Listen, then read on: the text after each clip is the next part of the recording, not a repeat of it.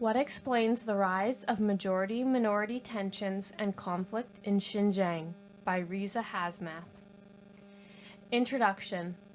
Inter-ethnic violence has been on the rise in mainland China. On September 18, 2015, a knife-wielding attack in Aksu, Xinjiang Uyghur Autonomous Region, in brackets, XUAR, claimed the lives of nearly 50 individuals and injured 50. On March 1, 2014, another knife attack in Kunming's railway station claimed the lives of 29 individuals and injured 130. Chinese state media alleged the Uyghur militants were the assailants in both cases. In November 2013, a car explosion in Beijing's Tiananmen Square by 5 Uyghurs killed 2 and injured 40. This followed 2 separate outbursts of reported violence in Xinjiang between Uyghurs and the Han, the national majority, but one of the many regional minorities, in XUAR. On June 26 and 28, 2013, where 35 people were killed in total.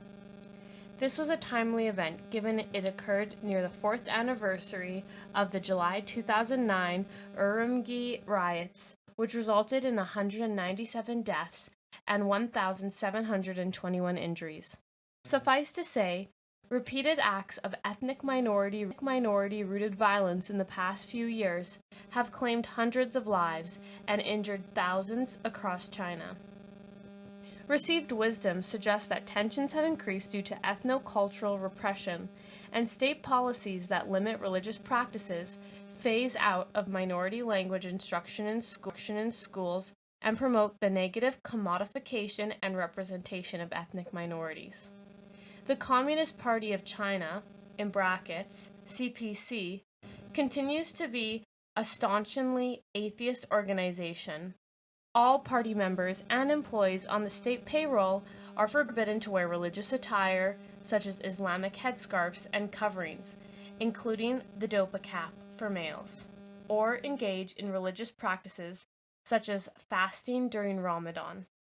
While Article 36 of China's constitution guarantees religious freedom, in practice, individuals under the age of 18 are prohibited from entering religious places of worship such as churches, temples, and mosques, and praying in schools. The study of religious texts is permitted only in designated state schools. There are documented accounts of government informers regularly attending gatherings, sermons, or prayers in local churches, temples, and mosques. Furthermore, Chinese authorities have slowly phased out the use of ethnic minority languages as the primary medium of instruction in the majority of schools, replacing them with Mandarin Chinese as the working language. The reaction by some members of the Uyghur community in Xinjiang is one of resistance, even to the extent of sparking potential violence. For example, in May 2014, a mass protest in front of government buildings in a township in Aksu turned violent when participants beat the principal of a school and a township official and pelted stones at the building.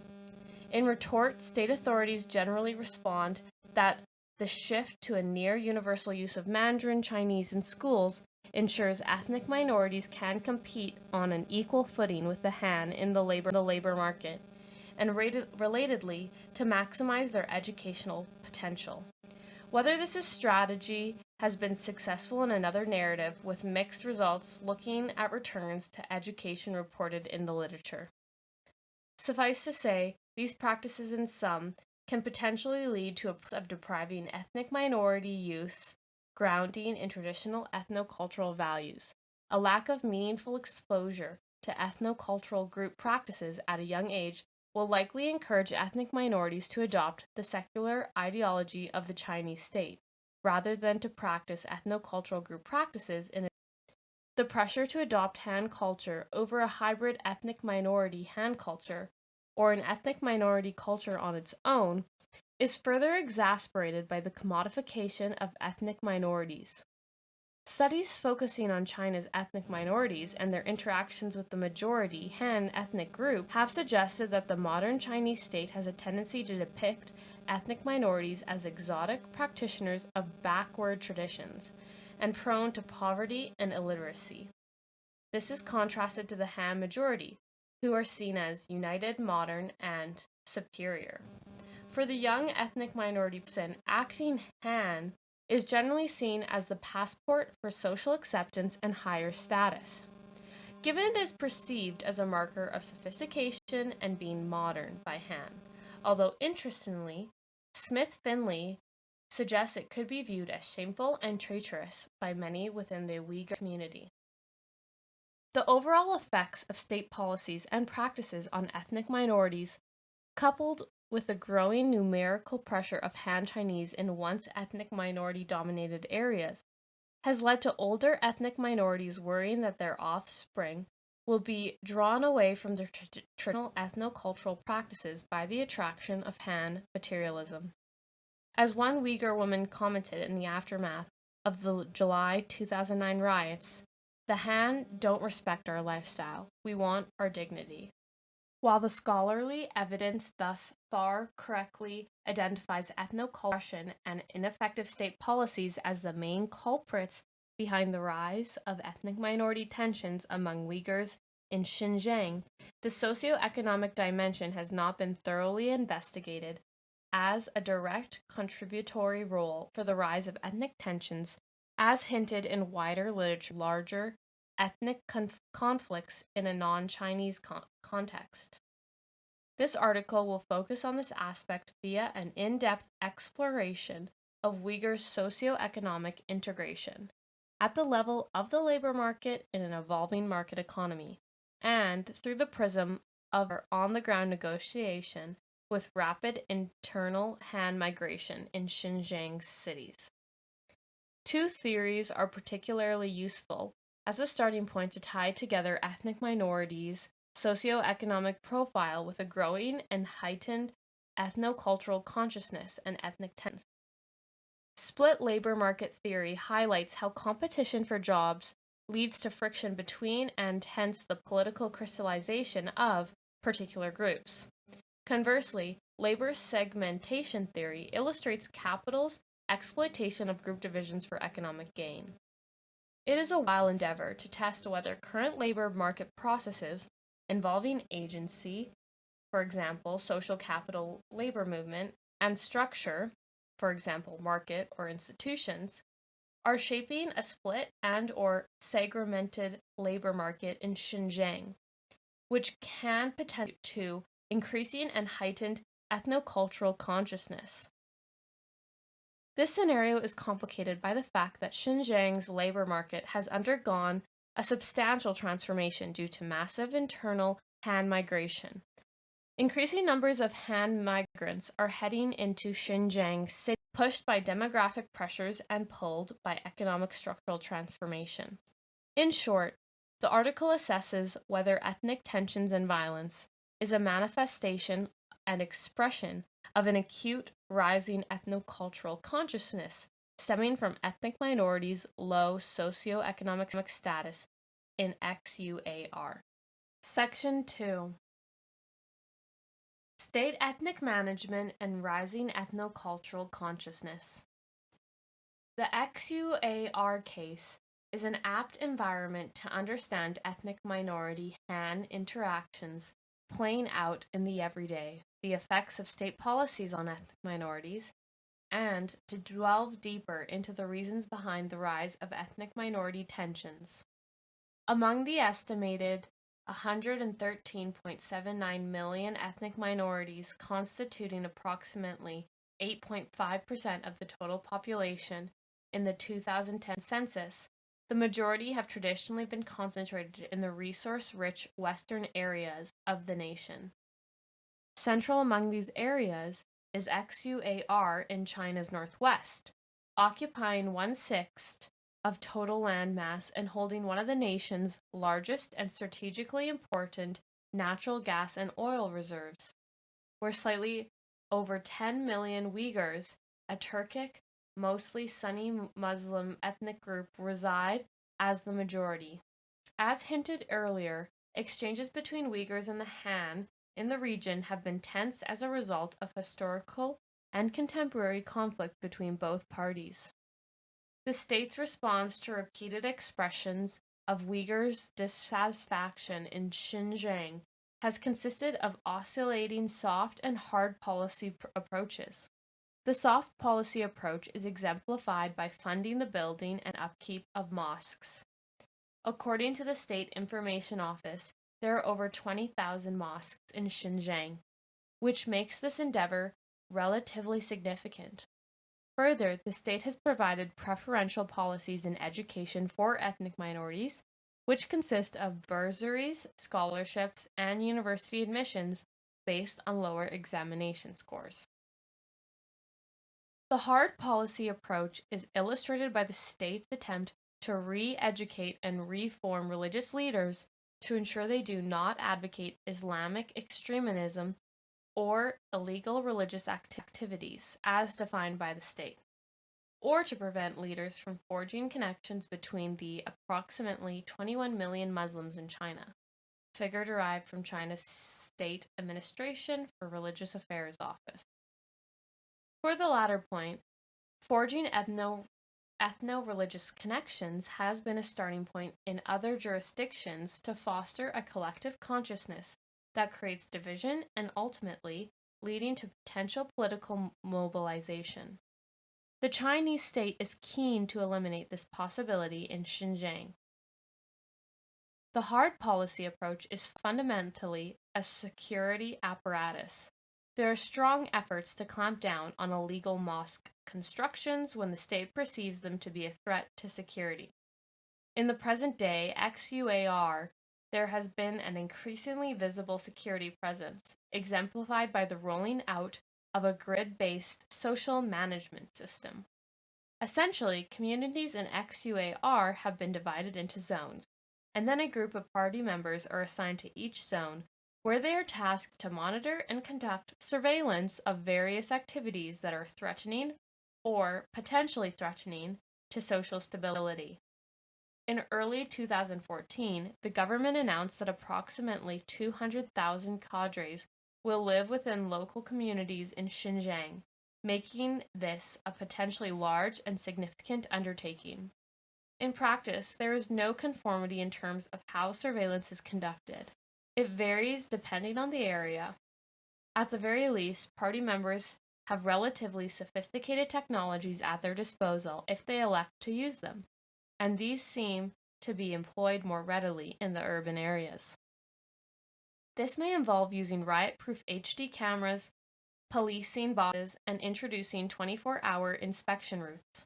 Furthermore, Uyghurs in both the XUAR and across the nation are randomly targeted for surveillance and scrutiny by state authorities who justify their actions by citing the need for increased security measures, given the rise of visible conflict in the region and as illustrated earlier.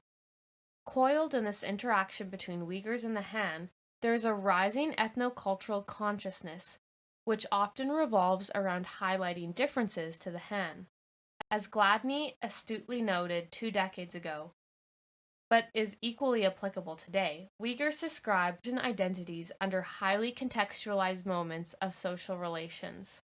For example, the close link between Muslim and Uyghur identity has meant that any shifts by state authorities in regulating ethno-cultural practices via varying soft or hard practice policies has been a source of contention for Uyghurs. Smith-Finley goes a step further than Gladney, specifically outlining 6 ways of ethno-cultural consciousness manifest on the ground. 1. Daily repetition of negative stereotypes of Han Chinese. 2. Symbolic spatial and social segregation from Han Chinese. 3. Dissemination of alternative representation of Han Uyghur as colonizer and the colonized through the medium of popular Uyghur songs. 4. The growth of Orthodox Islam. 5. A strengthened taboo on Uyghur Han intermarriage. And 6. A selective cosmopolitanism through which Uyghurs embraced Central Asian cultures. By utilizing these strategies, Uyghurs are creating a discourse that rejects national unity and re-emphasizes ethno-cultural and social differences from the Han. From the state's perspective, a rising ethno-cultural consciousness among Uyghurs, if not adequately dealt with, can exacerbate dissent and social unrest. This is the underlying thinking behind the state adopting the soft and hard policy approaches with a growing emphasis on the latter. Of course, as Smith-Finley rightly points out, those same differences did not prevent Uyghurs from interacting with the Han in the past when it was suitable. Section 3. Migration and Settlement Patterns. Upon the establishment of XUAR in October 1955, the CPC instituted a program of resettling the Han in the region. The consequence is that Xinjiang's Han population steadily increased from 3.6 million at the establishment of XUAR to 21.8 million in 2010. Put differently, XUAR's population grew at an average annual rate of 2.9%, where the corresponding figure nationally was 0.5%. In aggregate terms, between 1953 and 2010, the Han Chinese population increased their share of the region's total population from 6.1% to 40.1%. The sudden escalation of Han residents during this period has two primary effects. First, there was unsustainable expansion of industry and accompanying urbanization. Second, Xinjiang did not experience severe food shortages during this time, and therefore received an influx of internal migrants from other parts of China in search of food. Of course, the most basic manner to characterize Han migration to Xinjiang in the contemporary era is that it is generally an outcome of an orchestrated and systematic state effort to increase the population of Han Chinese in the region. Historically controlled Xinjiang through the construction of garrisons and urban settlements by encouraging Han migration. In this tradition, the CPC have continued to use such methods of control in tandem with agricultural settlements, taking the form of the still active Xinjiang Production Corps, or in brackets, XPCC, and Bingtan, established in 1954, originally created to employ demobilized troops. The XPCC is one of Xinjiang's three main administrative organs and operates as an autonomous society with its own public security and judicial organs. In 1996, it was elevated to the same political status as the Xinjiang government. One of the practical consequences of consolidating power through this administrative setup is that it places Uyghurs in a structural competition with the Han and other minority groups. Consolidating political power in the hands of predominantly Han upper-level officials. For example, in 2009, the XPCC recruited approximately 894 civil servant positions, of which 744 have been reserved for Han Chinese. 137 were unrestricted by ethnicity, 11 were earmarked for Uyghurs, and 2 were reserved for Kazakhs. At present, an estimated 13% of Xinjiang's population is directly connected to the Bingtan, consisting of an ethnic demographic breakdown of 88% Han Chinese, 2.2 million population, in comparison to less than 7% Uyghurs, 165,000 population. Xinjiang's Han Chinese also have a tendency to settle in wealthier urban areas of northern Xinjiang, while Uyghurs tend to constitute the majority in rural areas or the poorer urban areas of southern Xinjiang. Officially, 80.8% of Uyghurs reside in rural areas in comparison to 46.4% for Han Chinese. 9 and 10.1% of Uyghurs live in the town and city, with a corresponding figure of 13 and 40.6% for the Han population.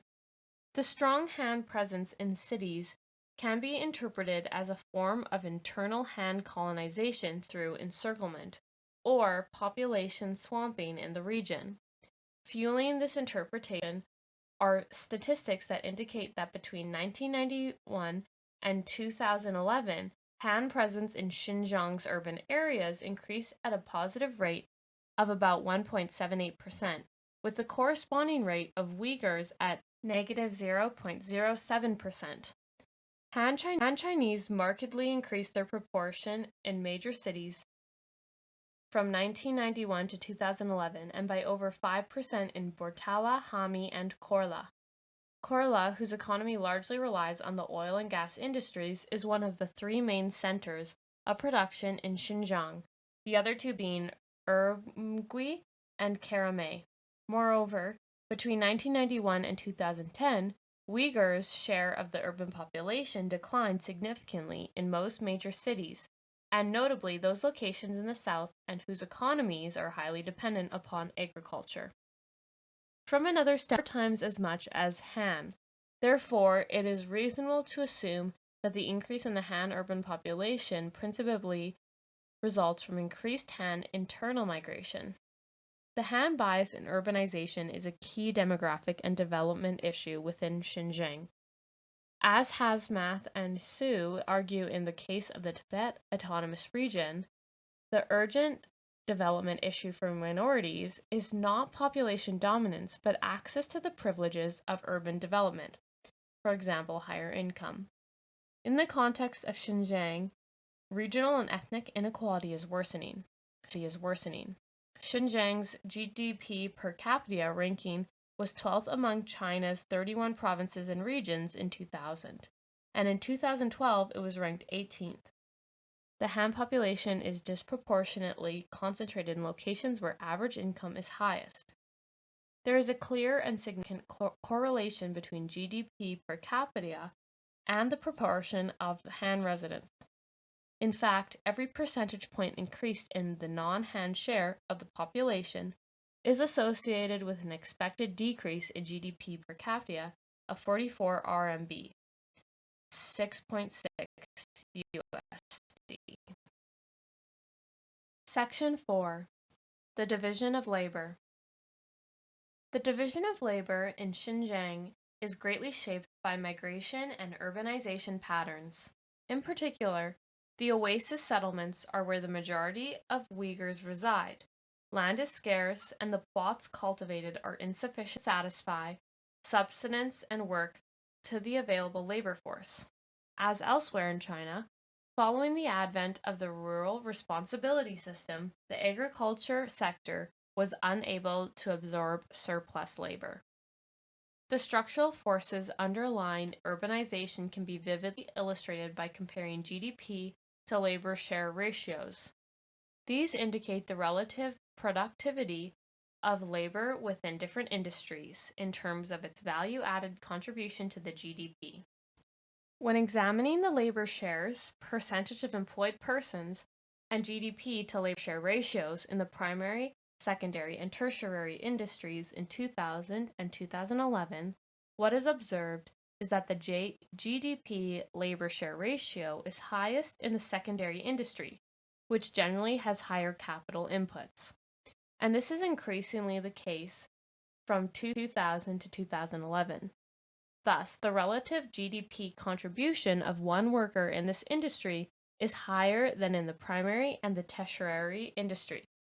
The value-added contribution includes wages and profits. In short, the high secondary and tertiary ratios reflect relatively high salary levels in these industries, approximately 14,000 RMB and 2,100 US dollars per annum. These are more than double the primary industry, approximately 6,500 RMB and 975 USD per annum, which has particularly low remuneration.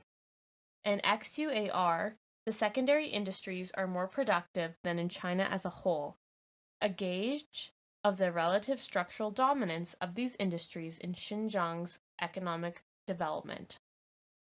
The critical issue here is that while Uyghurs have a strong connection in primary industries, the Han dominated the secondary and tertiary industries.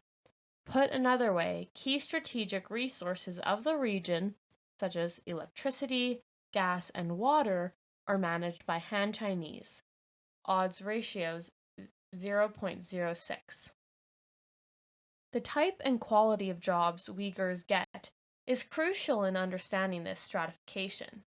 The Han have moved into the private sector where minorities are not faring well, as the formal state and the collective sector diminishes in economic importance.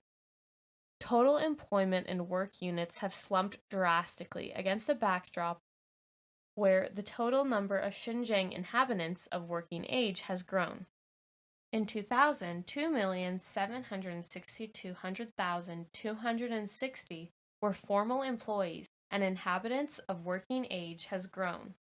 In 2000, 2,762,260 were formal employees, and 4,175,900 were urban individuals or rural laborers. Minority share of employment in local state-owned enterprises, 40.7% in 1991, 43.2% in 1996, greatly outweighs their share of employment in central state-owned enterprises divisions, 9.4% in 1991, 10.5% in 1996. At the most rudimentary level, one will expect more ethnic parity at the central SOE level than the ratios reported. Official statistics in later years do not differentiate minority shares. Speculatively, this may be due to the fact that it highlights potential long-standing inequalities.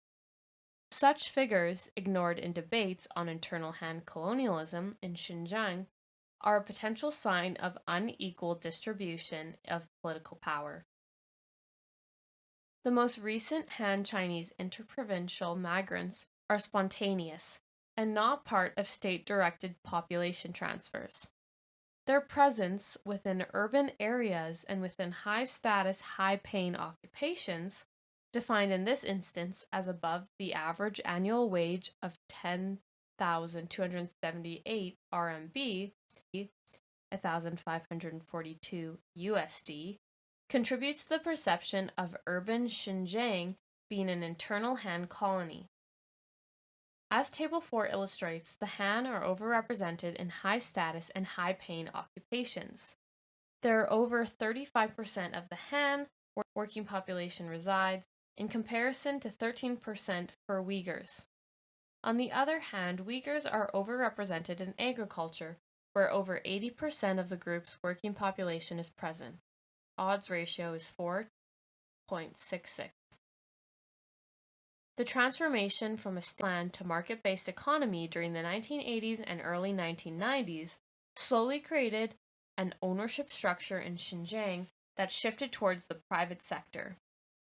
While the private sector is relatively weak in Xinjiang compared to other Western provinces, its importance has grown rapidly, accounting for 20% of the region's total GDP in 2003.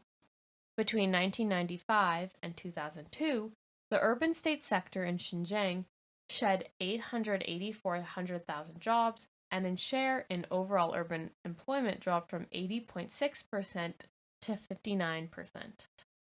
In contrast, Xinjiang's total number of Gethu private businesses with less than 8 employees and Sangqi more than 8 employees has burgeoned. By December 2003, Xinjiang had 36,617 Sangqi employing 491,657 persons. This amounted to a rise of 31.1% in the number of private enterprises and 27% in the number of employees over the previous year. The number of Zhenhu also increased over the same 12 months to 449,911, 4.2% increase, employing some 706,556 persons, 7.7% increase. Uyghurs are faring relatively poorly in the private sector and are far less likely to be self-employed than the Han. The private sector attracts many Han internal migrants, as does the XPCC. For this reason, one may be inclined to recommend that reducing the size of the XPCC will also reduce pressure on local employment by cutting down on the large population of itinerant Han migrant workers. While this recommendation could potentially be fruitful, deeper processes linked to the marketization of the economy and social networks that manufacture social exclusion must be fully factored in with respect to any recommendations for change, as the following section suggests. Section 5. Marketization and the Rise of Ethno-Cultural Consciousness.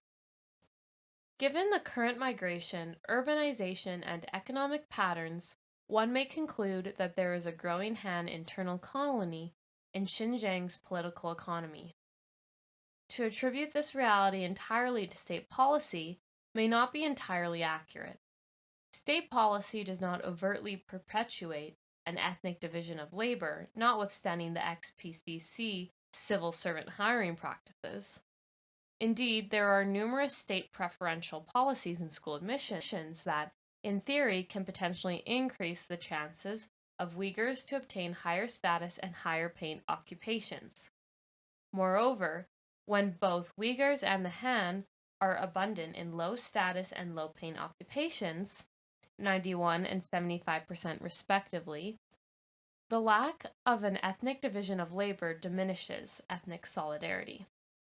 Arguably, what is increasing ethnic solidarity and consciousness among Uyghurs in particular is the effects of the marketization of an emerging capitalist economy in XUAR. As Hazmath's research illustrates, in spite of having higher educational attainment, minority nationalities generally have lower employment rates and wages than their Han counterparts. In general, the Han tend to use their social network to find higher status and higher paying occupational opportunities in greater instances than minorities.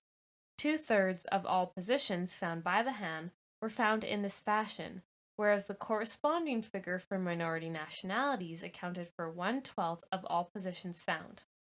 Similar processes are at work in Xinjiang. Under a socialist mode, the state was compelled to integrate Uyghurs and was able to accomplish this task by providing iron rice bowl jobs in state-owned and collective-owned enterprises.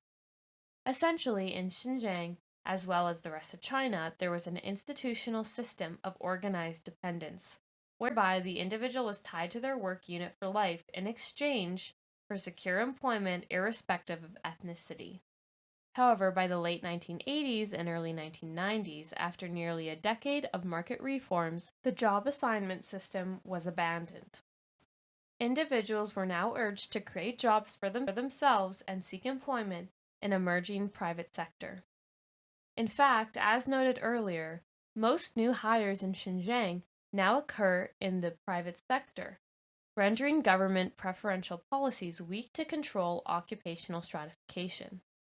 A 2001 high-level investigation report of the Xinjiang CPC Committee candidly disclosed that the strategy of choosing from both sides, Han and Uyghurs, in hiring has been more challenged following the establishment and perfecting of the market economic system. The power of intervention by the government and the difficulty of finding a job for minority laborers has become bigger, and implementing equal opportunity measures has become less practicable. In effect, such social networks are embedded in labor market behavior to the degree that it ultimately produces sectoral ethnic group division. In fact, the evidence suggests there is a tendency for Uyghurs to hold low status and low paying positions, particularly in the service sector, while the Han occupy positions in high wage labor, capital intensive industries. The ethnic group divisions in the labor market may run deeper. For instance, many Uyghurs conduct business only with fellow Uyghurs and vice versa, Han with fellow Han. Such behavior significantly reduces both sides' income and unequally affects Uyghurs, given the tendency for the group to be in a lower status and lower paying occupations. In this way, proportionate access to the local economy as a result of market forces, migration patterns, and social networks creates and reinforces spatial divisions, since wages can also determine residential location. Uyghurs in the Han reside in relatively closed ethnic communities that fully interact with each other. Their living conditions are also poorer than those of Han as a result of earning lower incomes. This does not bode well for economic, social, and political integration of Uyghurs in the short and long term, and will only intensify perceived or real differences between the Han and Uyghurs, thus reinforcing ethno-cultural tensions.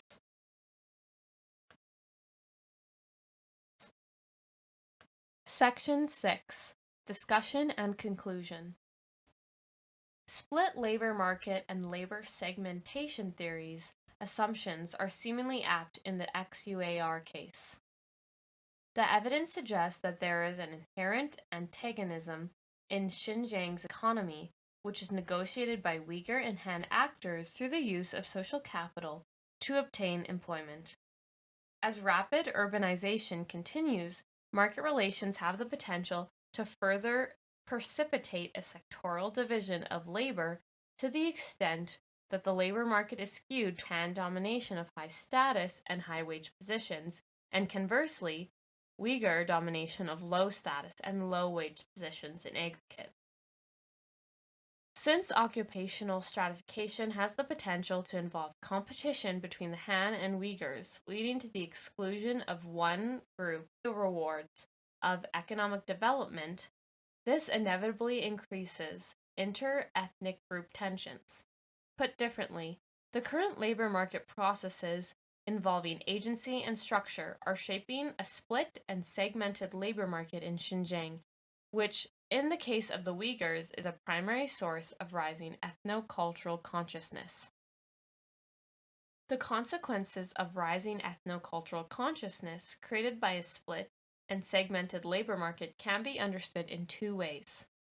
The first treats the Uyghur situation in Xinjiang as a struggle between the dominant state and the oppressed minority group.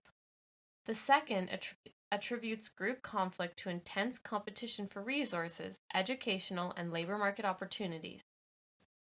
The corporatist Chinese state is often conceived as much stronger than society. Under this guise, ethnic minority issues are often treated as identity struggles, in which the state is usually conflated with the Han majority, whilst the minorities are aligned with civil society. The socio-economic dimensions of inter-ethnic tensions and conflict, while recognized, are attributed to the colonizing intentions of inadequacies of the state. Everyday social processes such as ethnic divisions of labor and migration are given short shrift. It is the contention of this article that Xinjiang's socio-economic environment is an appropriate context to understand Uyghur-Han conflict.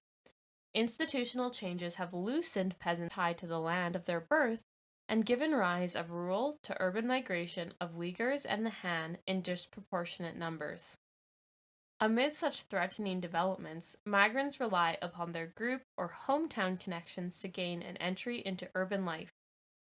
Social processes like employment discrimination and exploitation of laborers have great propensity within such a structure, and often to the disadvantage of the Uyghur. They therefore sharpen divisions of labor and capital, perpetuating socio-cultural segregation in the urban space. As the article suggests, ethno-cultural consciousness in the case of Uyghurs ensues from the fact that the group's job options are limited to low status and low paying positions. Tensions between Uyghurs and Han Chinese are not simply a reaction against the state, who is often seen as an internal colonizer, but rather a set of social exchanges forged by Uyghurs and the Han, utilizing a subjective cost-benefit analysis. On the one hand, Uyghur resentment is directed at what is perceived to be a largely Han state that is protectionist towards the Han majority. Indeed, Han chondrites outnumber minority chondrites in Xinjiang.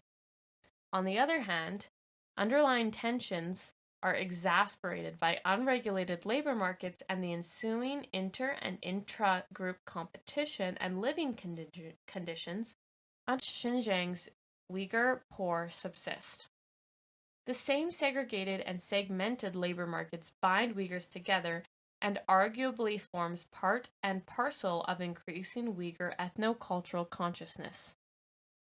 Ironically, economic incentives continue to be one of the main Chinese authorities use to manage the Uyghur population, a policy belied by their poor economic performance in the labor market compared to the Han. This was one of the key aspects stressed in the Central Work Forum on Xinjiang in 2014.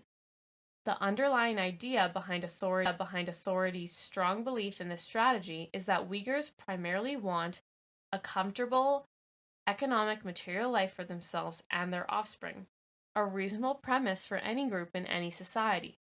However, complications arise in spite of improved labor market performances among Uyghurs following market reforms, as this reality has not come to pass when using Han experiences as a gauge for success, which many Uyghurs use as a yardstick. Uyghurs continue to watch the better paying jobs go to the Han Chinese while the more labor intensive, poorly paid positions are skewed towards Uyghurs.